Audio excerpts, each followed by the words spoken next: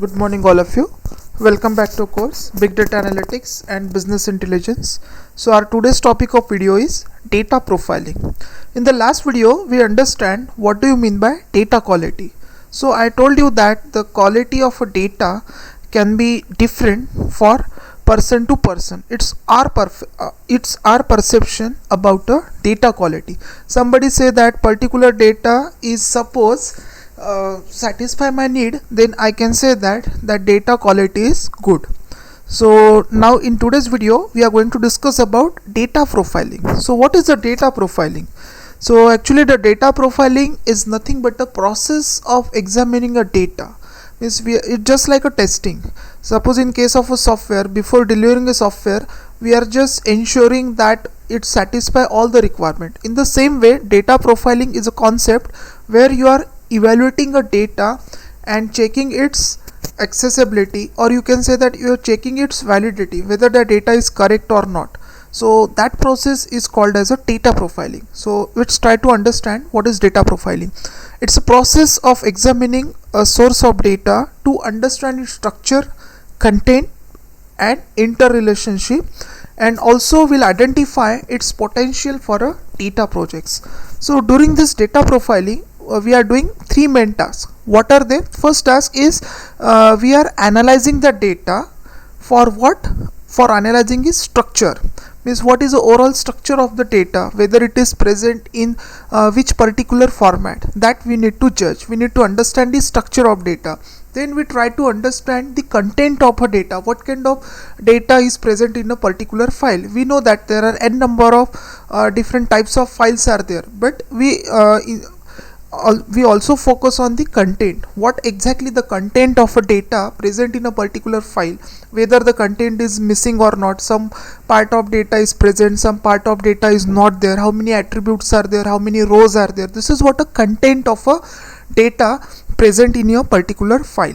And the last thing is interrelationship. You will identify what is there any interrelationship is there. That means does any attribute depends on other.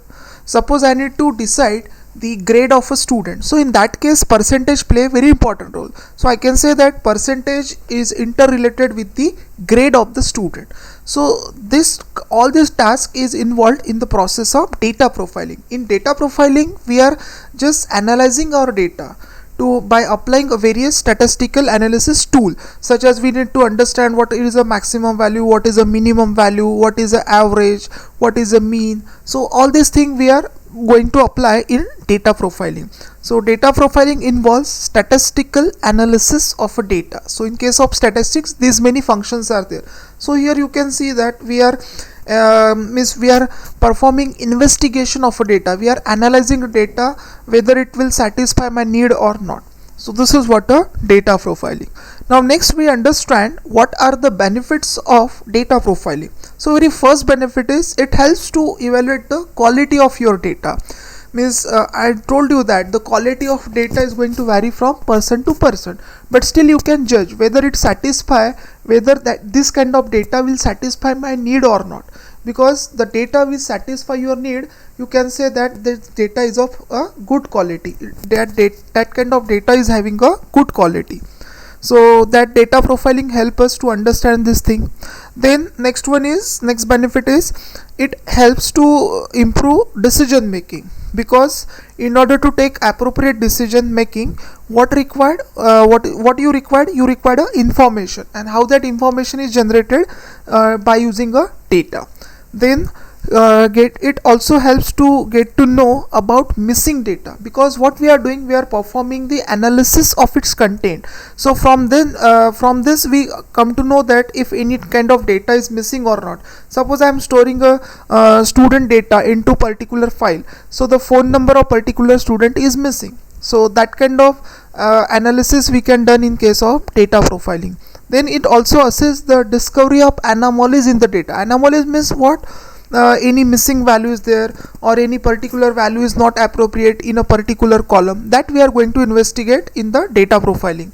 And finally it helps us to understand its content, structure and interrelationship between the data.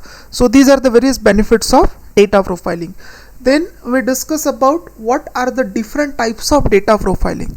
So there are three types of data profiling. One is a structure discovery, second one is a content discovery, and third one is relationship discovery. So we are going to discuss all these three things one by one. First of all, we discuss about the structure discovery. So in the structure discovery, what exactly we are doing? So in this case, we are just validating that data is consistent and formatted correctly, and will perform some mathematical checks such as finding this minimum, mean value, max value. Such kind of statistical function we are applying on the data. So here I will give a simple format, that the structure, we try to understand the structure of a data. Suppose in order to perform particular task, suppose I need to predict the value of a particular sales. So in that case I want data in a CSV format, but actually data is present in a text file. So this is how I understand what will be the structure of a data which is already present. So this is called as a structure discovery. Then the second type of data profiling is content discovery. So in case of content discovery, you will look into individual data record to discover some kind of error. In this case, we just investigate each and every row of the table. We'll just look for each and every value and make sure that that value is appropriate as per the format and all this thing. For example, suppose I am having a student data maintained in a particular file. So in that case I come to know that phone number of particular student is missing. So this is what a content discovery. From the content discovery I come to know that this particular data is missing in that particular row and that particular column. So this is what a content discovery. And the third type of data profiling is what? Relationship discovery. So the relationship discovery means what? In this case we try to understand what is there any kind of relationship exists between two attributes of the table. Suppose your data is stored in the form of table. So table consists of n number of attributes. So there may be the case that one attribute is interrelated with another attribute. For example, I just given you the example that if I increase the percentage, as percentage increases, grade of student also get increased. So in this case what we can say, that grade of a student and percentage of a student are interrelated with each other. If you make a change in one attribute, then ultimately it results in the change in another attribute. So I can say that both these attributes are interrelated in each other. So in case of relationship discovery, what I am doing, I am just finding what kind of relationship exists and in what part of data that relationship exists. So that thing I am going to discover in case of a relationship discovery. So these are the three types of data profiling are there. So I hope you understand what is data profiling, how it works, what are its types and what are the benefits. Thank you.